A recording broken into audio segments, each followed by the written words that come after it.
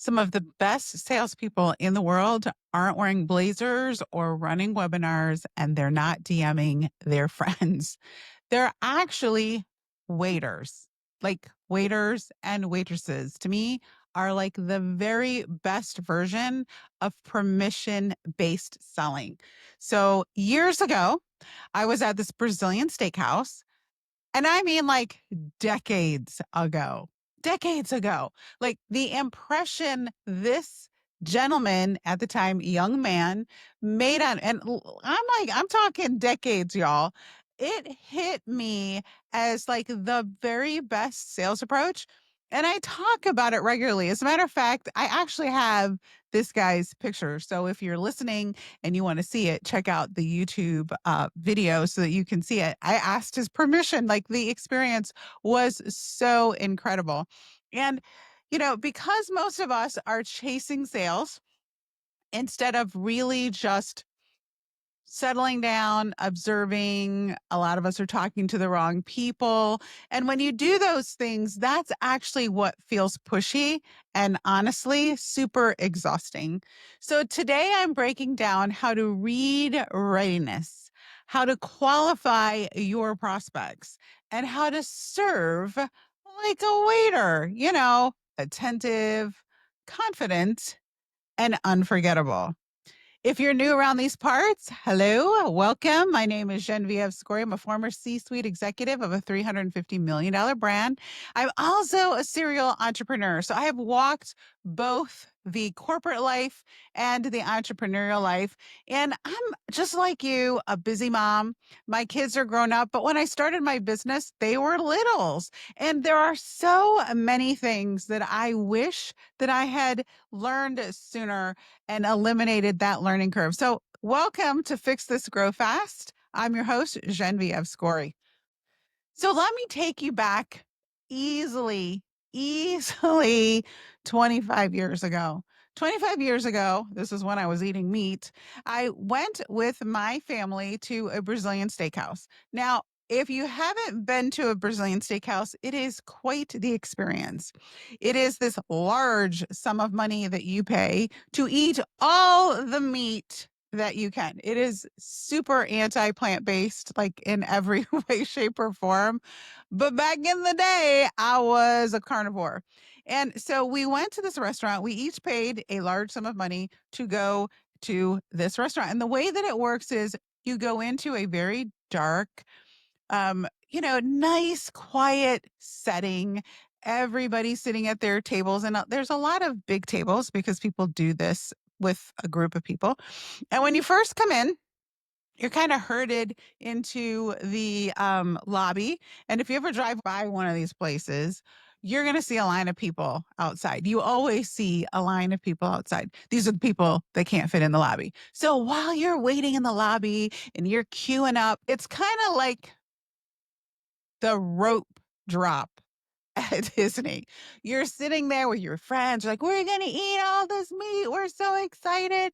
And like they, drop the rope and then they herd you all into this.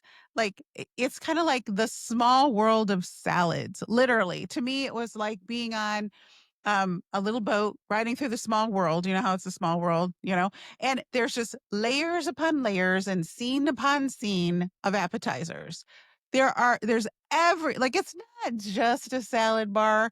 It is every appetizer under the face of the sun. And so they give you your plate and they tell you, go ahead and like load up. Keep your arms in the ride and load up. And it's a good thing people kept their arms in the ride because you go there hungry. You might have eaten somebody's arm off if they had taken it outside of the ride. So you're putting on like these olive salads and these beautiful, gourmet salads. And then there's another salad and there's a different kind of salad. Like forget the vegetables. Like I can eat those at home. So you're loading up all the things. And then they take you and your guests to your table. Now, when you're at your table, they explain to you that the way that it works is that you get a red coaster, and on the other side of the coaster is a green side. And basically, what's going to happen is when you are done eating your mound and I mean mound of different salad options. You are then going to participate in, and it really is a lot like Disney. You're going to participate in the meat parade. Like you're so excited because literally it is a meat parade, which I will get to in a minute. So our waiter proceeds to tell us, hey, here's how this works. When, and it's not called a meat parade, but it looked like a meat parade. Is when the meat parade starts, what's going to happen is people are going to walk by with skewers of different kinds of meat. And I think there was some fish. And you turn over your card based on whether you want them to cut skewer pieces off onto your plate. And so if you're hungry, it should be green. And as the guys come around, green means serve me up. Serve me up some. If it's red, it means give a girl a minute. Okay? So we're all sitting at this table. We're super excited. And, it's, and I really feel like this is something you might want to do, Fogo de Chao. I'm just saying, like, dim the music, like, dim the lights, turn up the music, make it a thing. But in my head, that's what happened. It's like these people come out of the kitchen and they have these skewers that are like, I don't know, 2 feet long, and there's just meat on it, meat, all kinds of meat. And so they come out and you're like, oh, look, oh yes, I want some of that. And so you turn your coaster over and the guy comes over and goes, Madame, and he cuts off the smallest, tiniest pieces of meat. But you don't really care because you're kind of like, self, I got like a lot of room in my belly and it's all you can eat. So like cut it off in tissue size plate pieces. I don't really care. But what I didn't know was that you're going to get really filled up on all those beautiful salads. So the waiter comes around and he's just kind of looking to make sure, like, are you good? Does everybody have what you need? And the guy comes around and says, oh, shrimp. Yes, I want shrimp. And so you turn your card over and the guy takes and cuts off some shrimp for you. And then it's like, oh, lamb. And then you're like, oh, I'll have some lamb. And then the guy comes over and he cuts them. And then you're kind of like, okay, now I'm kind of full. So I'm going to wait a minute. So, like another piece of steak or another type of meat, chicken, whatever, it goes by. But you're okay with that because they're going to circle back around at any point in time. And so we're having a good time. We're eating like, I don't know, we were probably pretty gluttonous. And we ate and we ate and we ate. It was very simple: red, green, red, green. And during various parts of the meal, we each had different red or green parts of our coasters showing to signify like we're ready for more or we are not. So we have this really fantastic meal. We're super excited. The waiter comes over and he's like, okay. And we're thinking to ourselves, I couldn't eat another thing if I tried. Literally, like those little tissue paper slices of meat really, really add up. And so he comes over and he goes, oh, okay, well, did everybody have a good time? Does anybody want? Because everybody's now, it's kind of red. Everybody's is red. And so we're like, okay, we're done. So he comes over and he says, hey, listen, I would love to show you the dessert menu. And we are like, we would love to just have our bill. We are so full. Who's going to roll us out of here? Like, bring over a wheelbarrow so that we can be rolled out of here. That's how full we legitimately were. And he says, and it was so funny, he said, oh, I know. I know. A lot of times people are super full when they're done eating. Now, mind you, dessert not included. Not included. So we're also kind of like, maybe we'll save a little money here. But he says, well, I know a lot of people at the end have had such a great dinner and so much fun. What they choose to do is maybe take it home and eat it later or potentially split it. what are your thoughts about me just bringing out the tray so you can have a little looky-loo? Because one thing in particular might be interesting to you, and that are these little teeny tiny, like Dixie cups worth, and they're not Dixie cups, they're very nice, beautiful cups, but like these little teeny tiny micro desserts. So he says, we have these little desserts and they're meant for people who are actually already full, just to give them a little taste. So, of course, what's the harm in looking? So we decide, yes, we will look. So he comes out with his tray and he tells us about the various types of dessert. And then he asks us, after he puts down the spoons, right? He assumes yes. He puts the spoons down and he says, which ones do you all want? And of course, we had dessert. And we had really good dessert.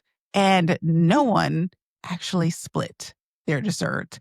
And no one took it home. Absolutely nobody. So now we're thinking, okay, this was fun. This was great. We are now super duper crazy full, and we're ready to go home. And so he comes back around and he says, okay, thank you for coming. How's dessert? And we were like, dessert was great. And he says, wonderful. How about some after dinner drinks? We were like, how about we are going to throw up if we eat another thing? Like literally, if we eat another thing.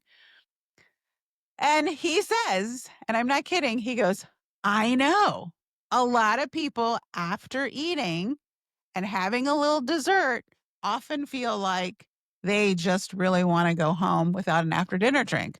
But here's the thing you don't know. The drinks actually are designed to have, I'm not kidding, a digestive enzyme in them to help aid you in the digestion of the food. Well, who could turn that down?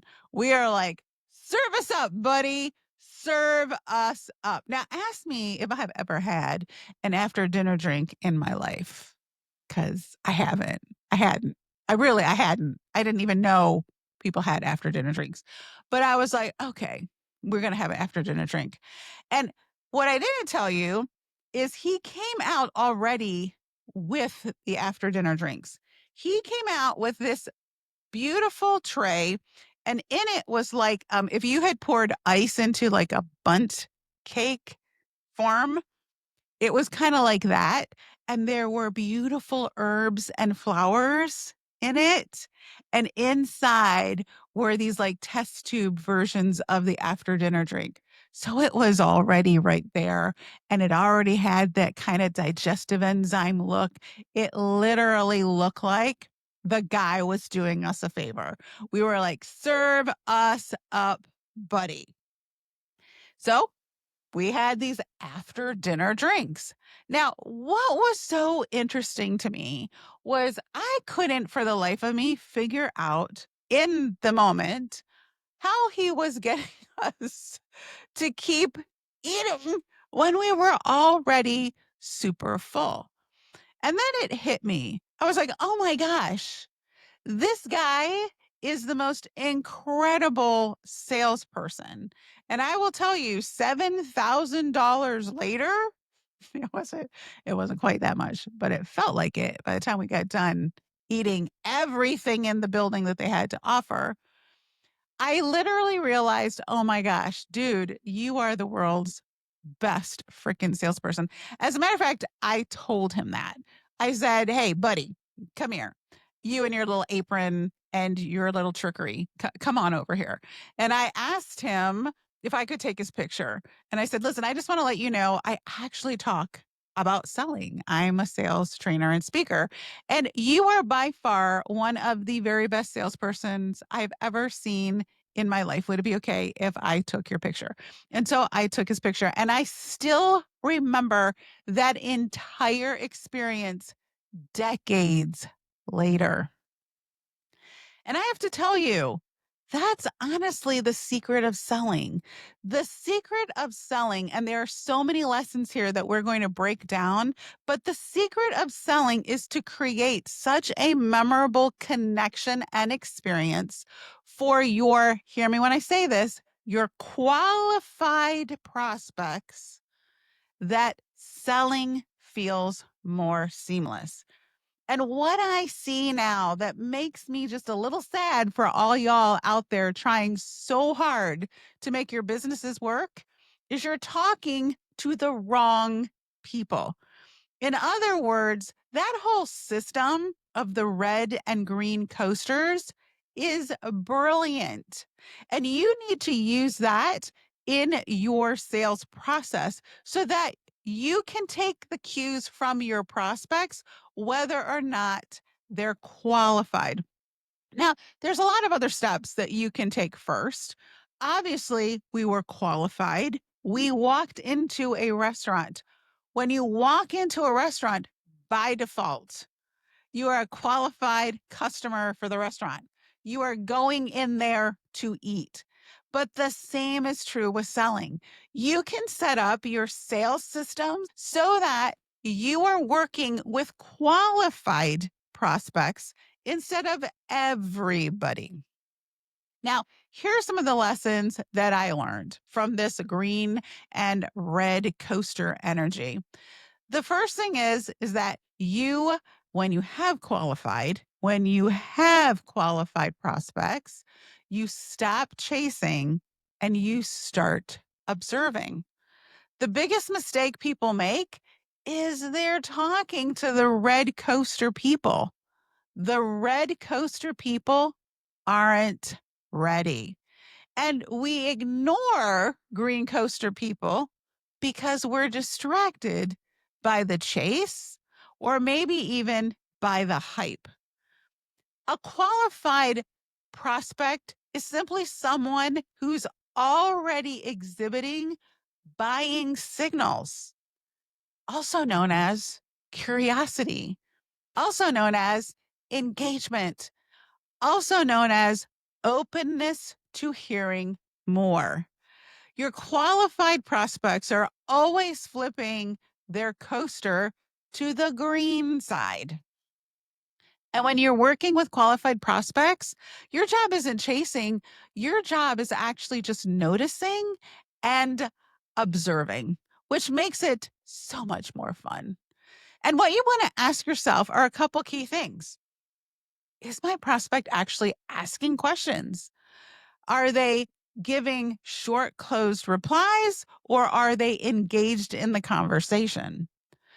Do they actually engage with my content? If I'm on social media and they're on social media, are they engaging in your content? Have they shared a problem that they want you to help them solve? In other words, are they even hungry? Those are your green coaster people. Now, lesson number 2 is that unqualified customers aren't bad. Listen, they're just full. They're just full. It doesn't matter how good the food is in the restaurant if someone just ate. Someone with a red coaster isn't rejecting you. I want you to hear me say this. They're not rejecting you. They're just simply not ready. And the wrong move for red coaster people is forcing them by putting meat on the plate. The right move, like this waiter, is to smile, back off a little, back off, Betty, and then stay available for when they're ready to flip the coaster to green. And when you have a good relationship with people and you create safe sales environments, they will indeed look to you when they're ready to flip that coaster to green. And that's honestly how sustainable businesses are built. You talk to a lot of people, you observe if they're ready or not, and you respect their timing. Now, here's a pro tip. You want to create what's called a nurturing sequence. You want to create nurturing pathways for people who aren't quite ready yet. It could be emails, it could be podcasts, it could be your social media content. That's how you keep those red coaster leads warm. And that's why it's important to have a social media or a follow up strategy that you're just going to plug people into again and again and again, because you can't always help whether people are hungry or not. So your objective here is to stay present without pestering. Lesson number 3, it's that micro yes strategy. It's the dessert. It's the waiter and his mastery of permission based selling. Listen, we told him no. We said we're full. We don't need or want dessert. But he offered alternative, non pushy alternatives. Like, would you like to just take a look? Well, first of all, he said, I know. So he didn't try to tell us, no, you're not, or yes, you do need dessert. He literally was like, I know. A lot of people feel full at this point, but you can just take a look. You can take it home for when your food settles, or you could split it. In other words, what he did was he masterfully lowered the resistance and removed any guilt. He didn't manipulate us. He actually showed empathy, and he created a very safe space for us to say yes or no. So you want to ask yourself, where can I offer micro yes opportunities instead of large, big leaps? And a lot of people think, like, I talked to you once and then we're going to close the sale. That's very, very rarely how it works.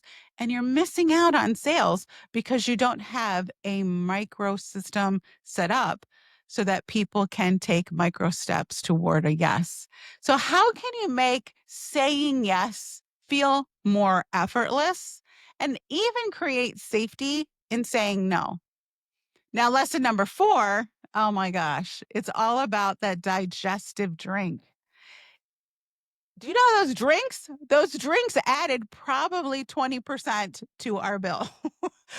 Those drinks really did add up. There were 8 of us, 8 after dinner drinks. We all got them. It's about the value driven upsell, but it's also about the process. You see, we had already told him we were full when we said we wanted to have dessert. He just followed the sales process. He wasn't offended by a no. He was going to come out with his little herb ice cube tray thing, and he was going to sell us on the value of the digestive enzymes in the after dinner drinks. Brilliant. And then lesson number 5 was really his service-based cadence. Like, he knew when to check in, when to leave us alone. He knew how to follow up and make it feel like service. That's honestly and truly when selling gets so much fun. And so here I am decades later. I can still see this guy in my head. I can still bring myself to that experience.